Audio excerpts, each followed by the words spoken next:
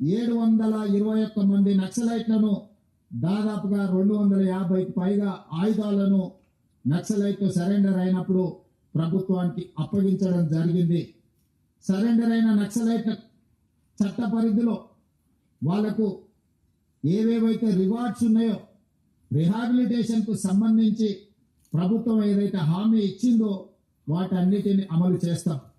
అదేవిధంగా దేవ్జీ దామోదర్ చంద్రన్న మాట్లాడినప్పుడు మీరు ప్రకటించిన రివార్డు తక్కువ ఉన్నది, మేము జీవితంలో కనీస అవసరాల కోసమైనా మేము జీవితం సాగించాలంటే కొంత అవార్డును పెంచండి, అదేవిధంగా నివసించడానికి ఇల్లు లాంటి వసతులను ఏర్పాటు చేయండి, ఎక్కడైనా అవకాశం ఉంటే వ్యవసాయం చేసుకోవడానికి కొంత భూమిని ఇవ్వండి, అదేవిధంగా సుదీర్ఘకాలం అడవులలో అజ్ఞాతవాసంలో పనిచేయడం వల్ల మా ఆరోగ్యం బాగా క్షీణించింది, మాకు వైద్య సహాయాన్ని కూడా అందించమని వారు మాకు విజ్ఞప్తి చేయడం జరిగింది.